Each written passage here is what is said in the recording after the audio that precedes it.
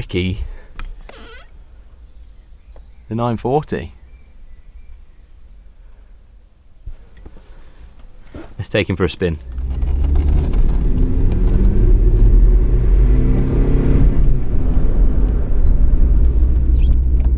It feels like an absolute tank when you're driving.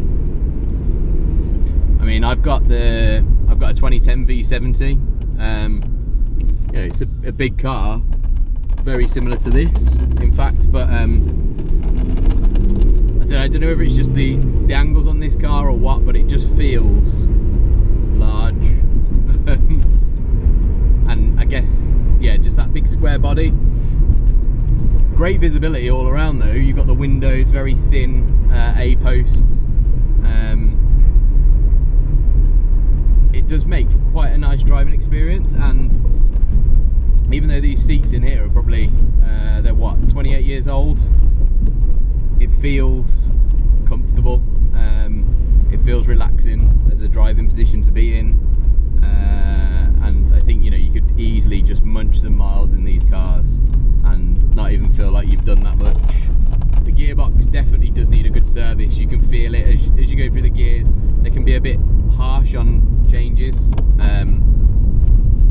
and particularly that reverse gear, which I'll try and show you in a minute. You knock it in reverse, foot off the accelerator, and it'll just creep back like you'd expect with an auto. But as soon as you put on any gas, there's sort of real juddering and hesitation there. You start giving it some beans on the accelerator, the juddering's there, give it a bit more beans, and suddenly it fires backwards. So you have to be really careful at the moment in sort of slow manoeuvres and things like that, car parks. Just you don't shoot back and just smash into whatever's behind you, or indeed your own house, which would be horrendous. The wife would not forgive me. The car would be gone. My YouTube career would be over. But yeah, I mean, absolutely fabulous car. I love it. There's something about 90s cars, I think, because I grew up, you know, in the 90s. I was born in 87. My dad had a Vauxhall Carlton for most of my growing up, and it's just like the nostalgia of when you get into this thing and you look at the dashboard. You've got those, I don't know really how to explain them, like the warning lights in a 90s car, and in fact the 80s. There's just something unique about them. I think it's that sort of dim glow behind there, that warm sort of coloration. Yeah, it's just something lovely about it. I think it's almost like when you see a Christmas tree with old-fashioned fairy lights on. It feels a bit special, and I think that is the nostalgia for me growing up with these kind of cars. A couple of my friends growing up had Volvos, 740s and 940s. Like I said, we had the Vauxhall Carlton, which I absolutely loved that car. So I probably should say that Bricky cost me the grand sum of, let me just pull out first. Bricky cost me the grand sum of £950, and I think that is an absolute steal. When you look at what these cars are going for now, you know, sort of upwards of £2,500, I think they've reached the bottom of their price curve and now are starting to go up. Like I said, it was absolutely filthy inside. I think with a good clean like what it's had, I've tidied up the engine bay as well, so you haven't seen the engine bay at its worst. The coolant that had come out of it somewhere, which is a little bit concerning, and I need to do some digging just to make sure there's nothing else going on. But it had covered everything in rusty coolant, and the engine was covered.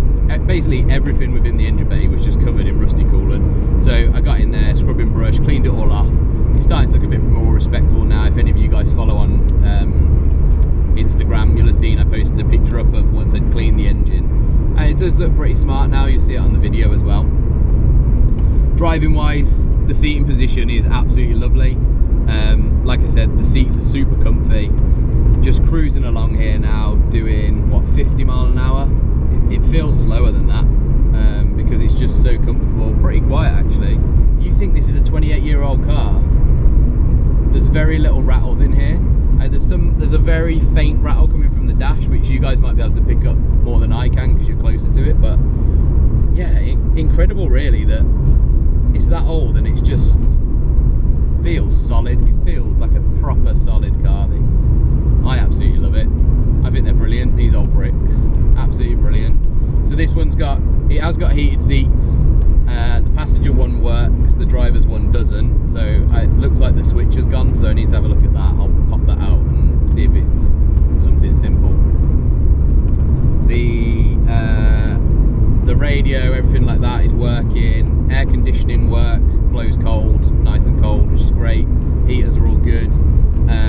Electric windows all were working. Then I noticed on the rear passenger door, when I slammed it after my daughter had got in, just to have a look, glass fell out the bottom of the door. So I'm assuming that's from an old breakage and that nothing sort of down underneath is broken. But I need to do some looking into that as well. But the rear motor, the motor on that window, the last couple of days, because it was valeted, everything was still a little bit wet, and this sun that we've had this weekend, Saturday, has been great. So I've had the windows down, but that window wouldn't go back up once I put it down, and that was the first time it had done that, because I tested it a few times just to make sure everything was working when I first got it. So not really sure what's going on there, but I've got new door cards on order because these ones are all shot like I showed you. So once they come, I'll strip that door card off and have a look and get all that glass out of there as well, because it's dropping glass on the drive, and I keep having to go around with dustpan and brush because the kids are out there playing. It freaks me out. Sound system's pretty good in here. It's got a aftermarket JVC head unit in. I'd quite like to get the old Volvo one if I can. I don't know how easy to come by they are. A lot of these cars are getting turned into drift cars, so it might be, you know, a lot of the younger generation than me might be upgrading their head units, and maybe I'll come across one on eBay. It'd be quite nice. The gauges are great. So we've got fuel gauge, a clock, which I find awesome. I just think it's brilliant.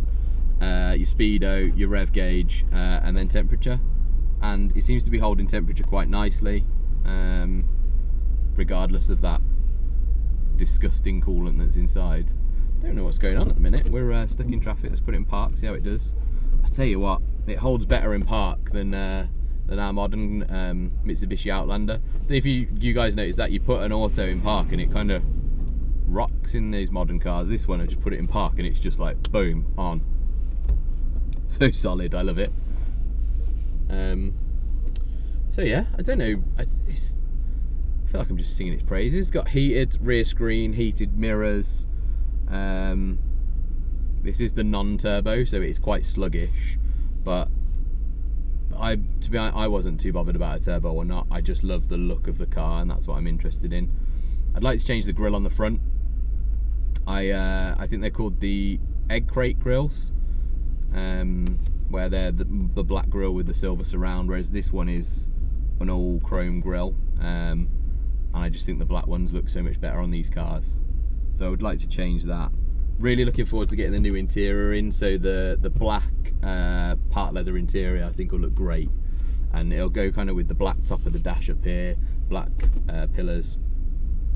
So yeah, I think for 950 quid, MOT till November, myself and Liam are going to do quite a bit of work on it, so get it all ready to rock and roll properly, get the timing belt done, full service. I think the service is going to make such a difference.